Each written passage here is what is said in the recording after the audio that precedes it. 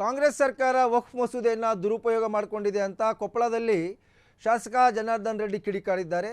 ರೈತರನ್ನು ಸಂಕಷ್ಟಕ್ಕೆ ಸಿಲುಕಿಸಿದ ಕಾಂಗ್ರೆಸ್ ಸರ್ಕಾರ ದುರಾಡಳಿತದ ವಿರುದ್ಧ ಪ್ರತಿಭಟನೆ ನಡೆಯುತ್ತಿದೆ. ಕಾಂಗ್ರೆಸ್ ಸರ್ಕಾರ ಜಮೀರ್ ಎನ್ನುವ 420 ಸಚಿವ ನನ್ನ ಇಟ್ಕೊಂಡು ಎಲ್ಲ ಭೂಮಿ ವಶಪಡಿಸಿಕೊಳ್ಳಲು ತರಾತುರಿಯಲ್ಲಿ ಸಾವಿರಾರು ಎಕರೆಗೆ ವಕ್ಫ್ ಹೆಸರಿನ ಸೇರಿಸಿದ್ದಾರೆ. ಚುನಾವಣೆಯಲ್ಲಿ ಹೊಡೆತ ಬೀಳುವ ಭಯದಲ್ಲಿ ಸಿಎಂ ಅವರೀಗ ಮೌಖಿಕವಾಗಿ ನೋಟಿಸ್ ಹಿಂಪಡೆಯುವ ಹೇಳಿಕೆ ನೀಡಿದ್ದಾರೆ ಎಂದು ಕಾಂಗ್ರೆಸ್ ವಿರುದ್ಧ ಕಿಡಿಕಾರಿದ್ದಾರೆ. ಅಲ್ಲೇ ಸಚಿವ ಜಮೀರ್ ಅಹಮದ್ ವಿರುದ್ಧ ಕೂಡ ಕಿಡಿಕಾರಿದ್ದಾರೆ. ಇನ್ನು ಏಕವಚನದಲ್ಲೇ ಮಾತನಾಡಿರ್ತಕ್ಕಂಥ ಸಚಿವ ಗಾಲಿ ಜನಾರ್ದನ್ ರೆಡ್ಡಿ ಜಮೀರ್ ಅಹಮದ್ ಓರ್ವ 420 ಅಂತ ಹೇಳಿದ್ದಾರೆ. ಜೊತೆಗೆ ಅಂಥವರನ್ನು ಇಟ್ಕೊಂಡು ಕಾಂಗ್ರೆಸ್ ಸರ್ಕಾರ ಈಗ ರೈತರ ಭೂಮಿಯನ್ನು ಲಪಟಾಯಿಸಲು ಮುಂದಾಗಿದೆ.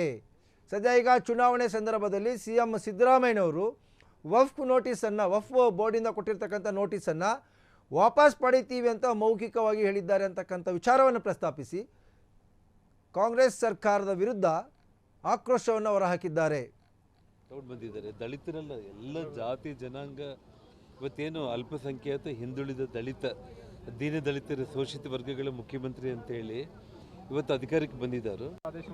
ಅಷ್ಟೇ ಇಲ್ಲ, ಇವಾಗ ತಾವೇ ನೋಡಿ, ಇವತ್ತು ಕೇವಲ ನೋಟಿಸನ್ನು ಏನಾದರೂ ಮುಖ್ಯಮಂತ್ರಿಗಳು ಸೈನ್ ಹಾಕಿ ಅವ್ರು ನಾವು ಗೆಜೆಟ್ ನೋಟಿಫಿಕೇಷನ್ನ ಕ್ಯಾನ್ಸಲ್ ಮಾಡ್ತೀವಿ, ಜಿಒಗಳನ್ನ ಕ್ಯಾನ್ಸಲ್ ಮಾಡ್ತೀವಿ, ಯಾವುದೂ ಇಲ್ಲ ಸರ್. ಈಗಾಗಲೇ ನಾನು ಅಧಿಕಾರಿಗಳಿಗೆ ಸೂಚನೆ ಕೊಟ್ಟಿದ್ದೀನಿ, ಅದನ್ನು ಹಿಂಪಡಿಬೇಕು ಅಥವಾ ಅದನ್ನು ತಾತ್ಕಾಲಿಕವಾಗಿ ಸ್ಟೇ ಮಾಡಬೇಕು, ಈ ಥರ ಕೊಟ್ಟಿದ್ದಾರೆ.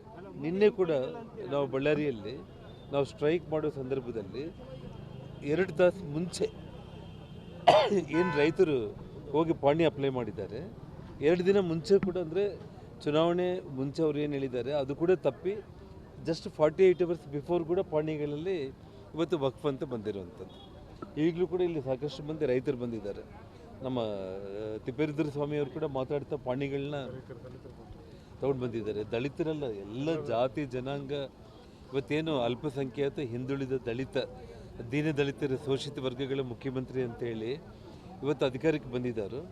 ಅವ್ರಿಗೇನು ವಿನಾಶಕಾಲಿ ವಿಪರೀತ ಬುದ್ಧಿ ಅನ್ನುವಂಥ ರೀತಿಯಲ್ಲಿ ಈ ರೈತರ ಭೂಮಿಗೆ, ಮಠಮಾನ್ಯಗಳ ಭೂಮಿಗಳಿಗೆ, ದೇವಾಲಯಗಳ ಭೂಮಿಗಳಿಗೆ ತರಾತುರಿಯಲ್ಲಿ ಕೈ ಹಾಕಿದ್ರಲ್ಲ, ಸೊ ಅವ್ರಿಗೇನೆಂದರೆ ತುಂಬ ಕೇಡುಗಾಲ ಬಂದಿದೆ ಅಂತೇಳಿ ನಾವು ಅರ್ಥ ಮಾಡ್ಕೋಬೇಕಾಗಿದೆ. ಎಲ್ಲ 30 ಜಿಲ್ಲಾ ಕೇಂದ್ರಗಳಲ್ಲೂ ಕೂಡ ಭಾರತೀಯ ಜನತಾ ಪಕ್ಷದ ಆಯಾ ಜಿಲ್ಲಾಧ್ಯಕ್ಷರುಗಳು, ಶಾಸಕರುಗಳು ಎಲ್ಲರೂ ಕೂಡ ಪಾಲ್ಗೊಂಡು ದೊಡ್ಡ ಪ್ರಮಾಣದಲ್ಲಿ ಈ ಹೋರಾಟ ನಡೀತಾ ಇದೆ.